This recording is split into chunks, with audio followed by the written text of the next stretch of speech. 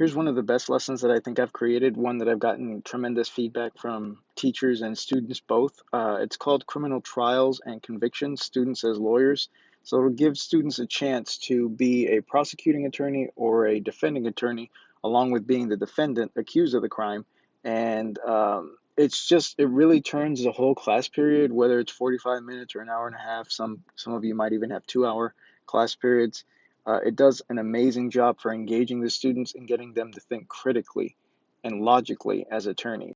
And so here's the first case, for example, case one, grand theft auto, which is stolen car. And I put it in parentheses just so the kids can familiarize themselves with legal terms and um, feel more comfortable understanding it. And the evidence is always slanted towards the prosecuting side, meaning it's more likely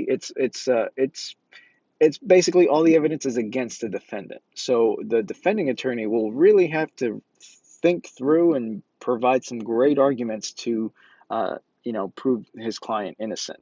The second one, case number two, is a home burglary. Um, Case number three, reckless endangerment.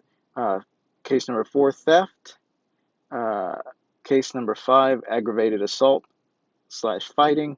And some of the evidence, for example, the defendant was seen by multiple witnesses, five, fighting in the parking lot of a popular restaurant. The defendant's knuckles, arms, and face were bruised, and the defendant was treated at a nearby hospital, so that makes it suspicious. Security cameras also recorded a video of a person that appears to be the defendant.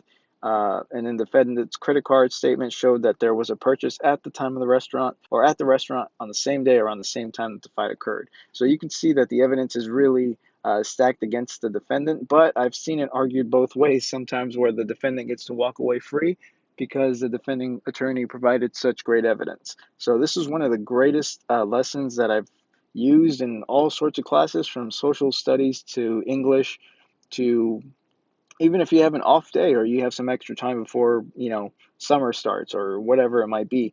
This would be a great lesson to do with your students. I'll make sure to include the link in the description. Thanks again for watching.